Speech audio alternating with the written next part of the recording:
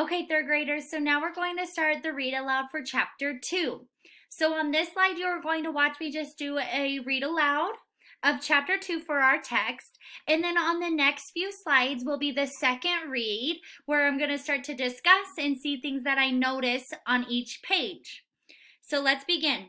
Chapter 2 starts on page 10.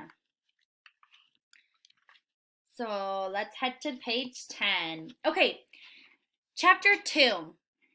A man in uniform checked Grace's ticket and told her how to get to her cabin. There were long hallways that all looked the same, a lot of the staircases and people everywhere. The ship had started its voyage in Southampton, England, and then picked up more passengers in France before coming to Queenstown, the final stop before New York City.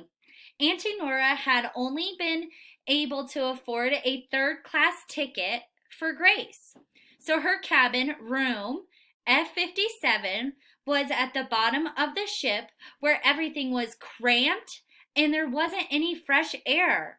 It took a long time to find it, but Grace opened the door to her cabin at last. The cabin had 6 bunks, 5 already occupied by a family.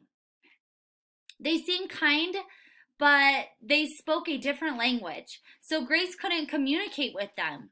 There was space under Grace's bunk for her suitcase. There wasn't much in it. Some clothes, a piece of paper with Uncle Patrick's address on it, and a photograph of Auntie Nora.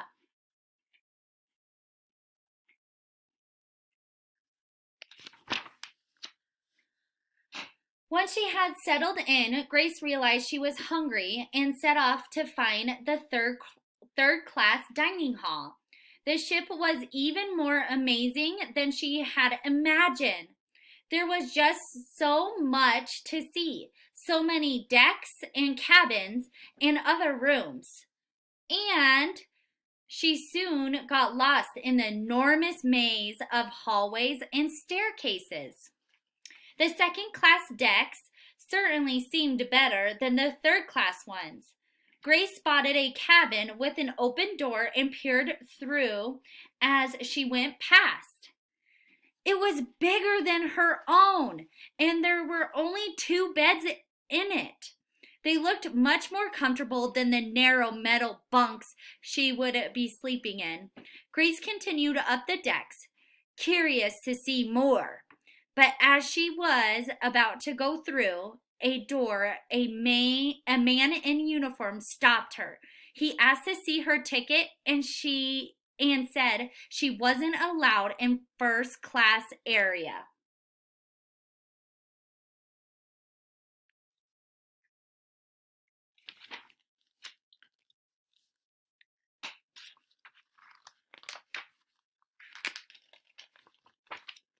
Grace was disappointed. Everyone back home had been talking about how grand the first-class decks were. It had been in all the newspapers, and now she wouldn't be able to see them. But as she turned down the hallways, she noticed a window that would give her a glimpse into the first-class dining hall.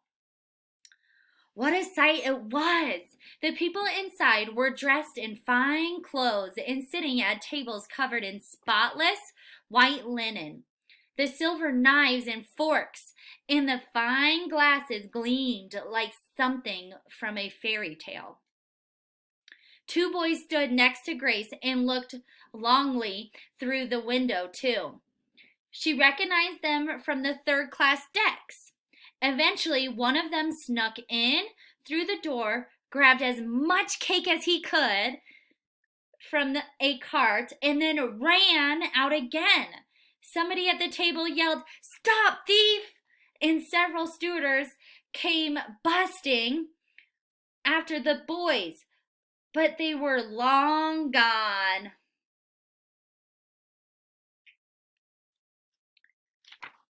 Okay, so that was the end of chapter 2. So now on the next few slides, I'll read each page by page, and I will stop and I will pause and ask questions or see my noticings or try to really understand chapter 2. So keep up the good work, third graders. I'll see you in the next few slides. Awesome job.